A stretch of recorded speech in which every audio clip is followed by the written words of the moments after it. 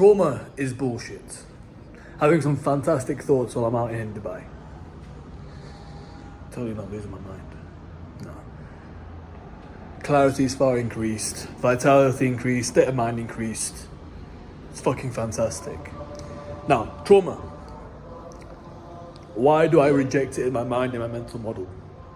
Well, let's investigate it first.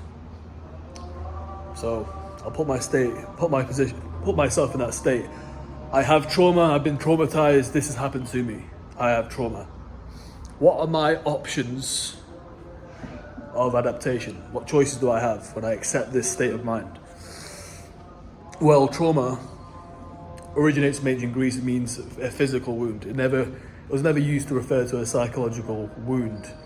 But let's say it's a wound. So with a wound, you need to heal. Healing is a passive process. So how do I go about healing? Therapy, maybe some kind of medication, or some kind of healing process. Thing is, healing it's a passive process. So when I think of healing, I'm not inspired. I don't spark any kind of sense of resistance or fight.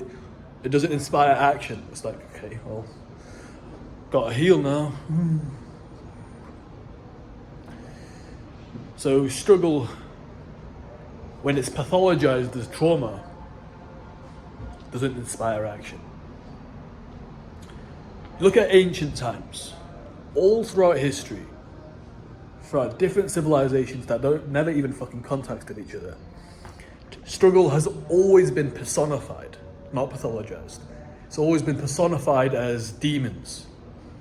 Why? What's the function? What's the point? Why does it even matter? Well, let's look at the range of adaptations that I now have when I personify it as demons. Well, I can battle demons. I can dance with demons. I can enslave demons under my will. I can weaponize it. Far wider range of adaptations. There's more function. Meaning the ceiling is higher for my capability and competency.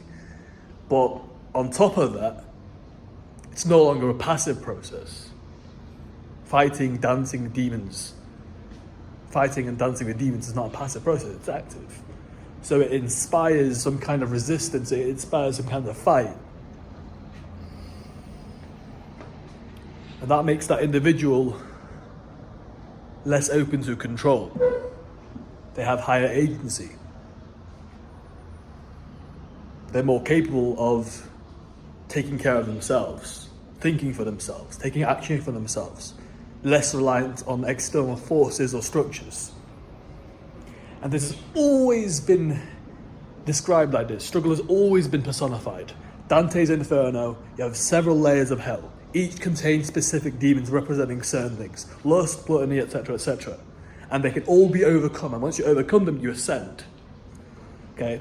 Jesus cast out demons. The Prophet ﷺ talked about how there's an inner war against inner demons, inner warfare. The entire frame of trauma is boring and doesn't inspire resistance. Now, I'm not a special snowflake. I ain't a special snowflake. Now, I'm a cool guy. I'm a pretty fucking cool guy. But I am not the first individual to have come to this conclusion.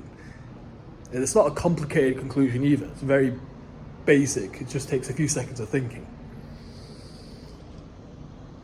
So I can assume that people who have far more influence, far more power than me have also reached the same conclusion. So I'm asking myself, well, why push the idea of trauma as opposed to demons? Why throw the term all around culture, everywhere we fucking go? Oh, I've got a micro trauma. Fucking someone looked at me wrong. I need to heal. It's fucking bullshit. It's stupid. Why is the term trauma thrown around the place?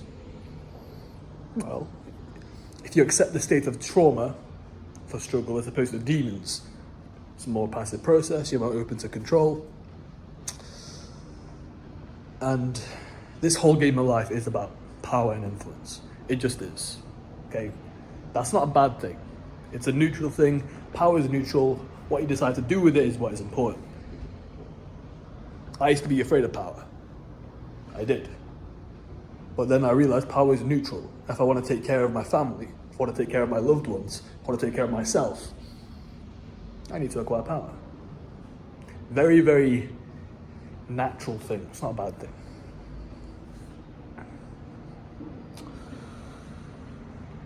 Now, coming back to it, if I wanted to increase my power over a population to impose my own agenda or will, well, I want them to be more easily influenced, less able to take care of themselves.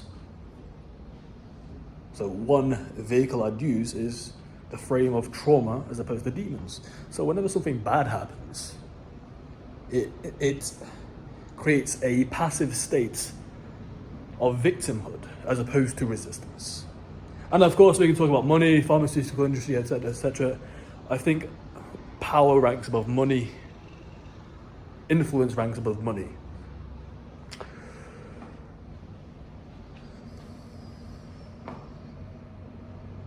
Cool.